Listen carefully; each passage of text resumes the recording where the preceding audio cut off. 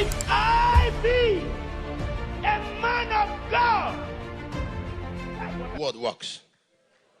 Say the word works. Say the word works. We have God's servant in our midst tonight.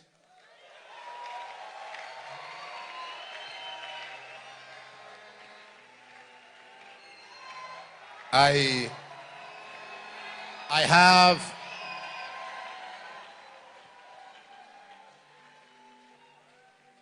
amen. There's a generation of people that God is raising and empowering to have a proper understanding of what ministry is. And we are privileged this evening in Auchi, Edo State, Nigeria, to have one of such men in our midst. The senior pastor of the Good News Church, all the way from the United Kingdom, an ambassador and a prophet. With Jesus' joy, let's receive His Excellency, Ambassador, Prophet Hubert Angel.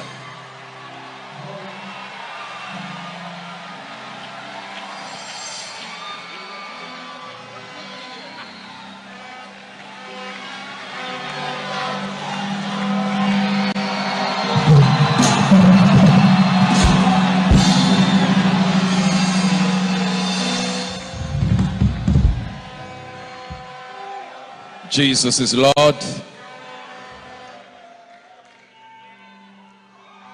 right.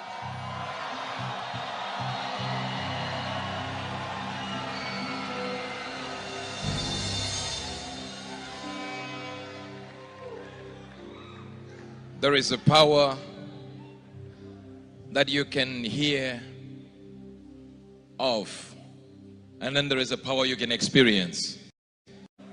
You are in such a place with Apostle Johnson Suleiman. You are in such a place. And whenever God plans something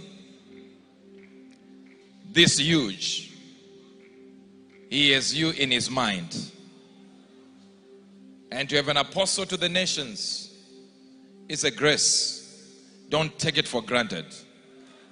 I said, don't take it for granted. You're not hearing me. Don't take it for granted.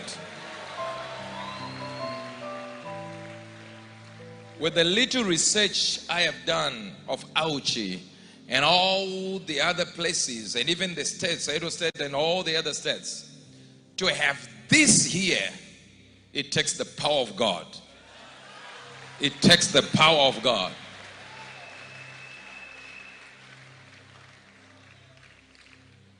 Someone was asking me, who in Africa is known for prophecy? Now, some brother there knows what I'm talking about. You are too holy, you have no idea.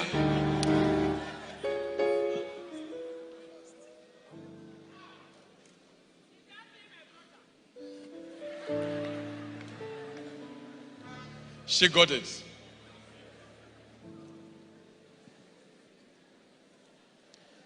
Listen to me. Moses could raise a stick and it becomes a snake.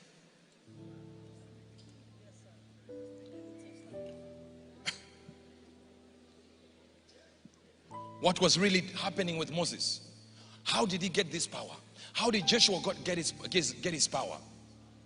How is Elisha getting his power? Very simple. It was because there was a certain level of submission. What am I saying?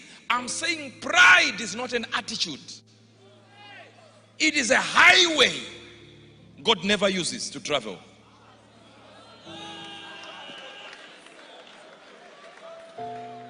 Humility is a whole environment.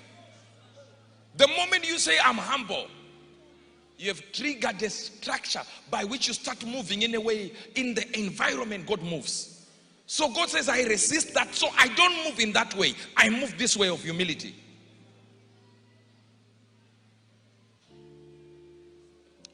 Power follows humility. it follows submission.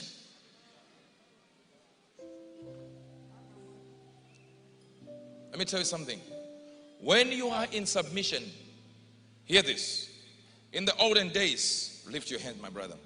In the olden days, he would have his own tribe and he would cut his hand here and I would cut mine and we join it. And by that we meant we share the same blood. Am I talking to somebody? Because I'm about to go. And when that happens, what happens? That means he and me, we are now related. Now, if he is on his own and I'm at my house and I have no armies that are following him, what happens with him is when he meets his enemy, all he had to do was to raise a hand to show the gash that I'm connected. You missed it. So the enemy doesn't need to attack him because he knows if I attack him, there is another army that he made a pact with. So sometimes all you have to do is omega fire. No, they didn't get it. I saw you missed it. And the enemy already knows there is an army behind the apostle that will attack me if I attack. I'm talking to someone here. Sit down. Crying to God in the book of Revelation.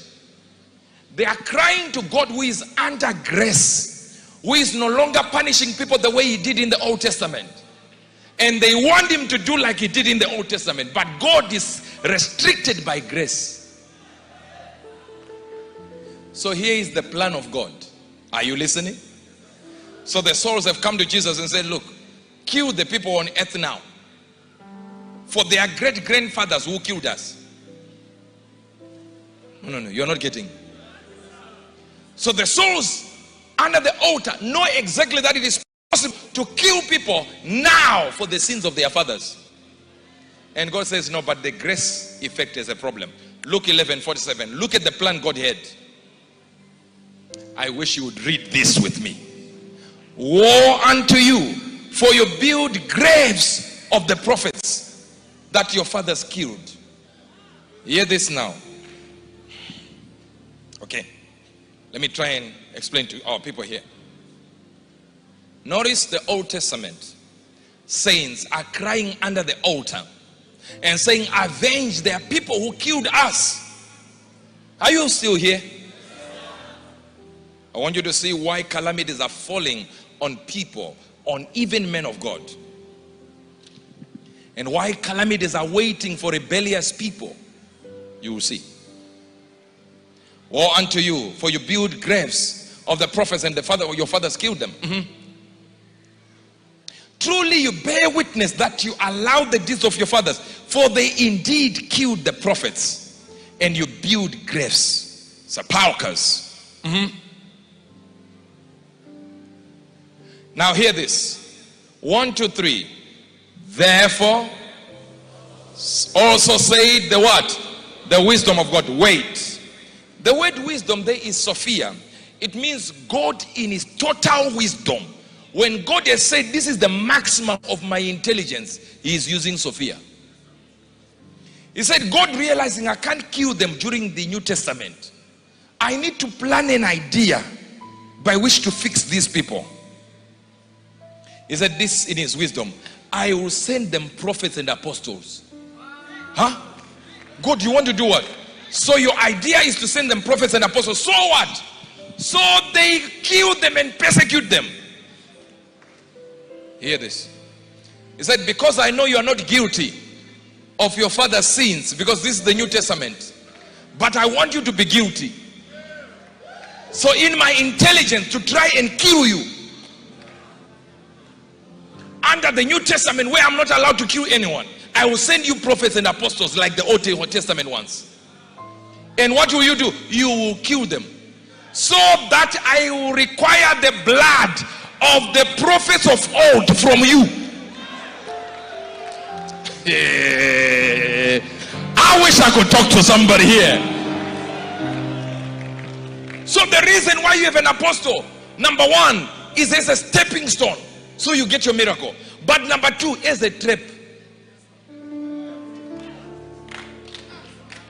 A prophet and an apostle is a trap. They are there to trap you. But I even saw an opportunity for you to be at a university. It's like a college that you should be at. And the Lord said, I'm lifting you up to another level. But the problem is, I saw a man called John standing by you. He's my father. He's your father. My father. Papa, he's my brother. He's my brother, sir. Look at this. Imagine where I'm talking to him now. I saw in the realm of the spirit. It's like this is it.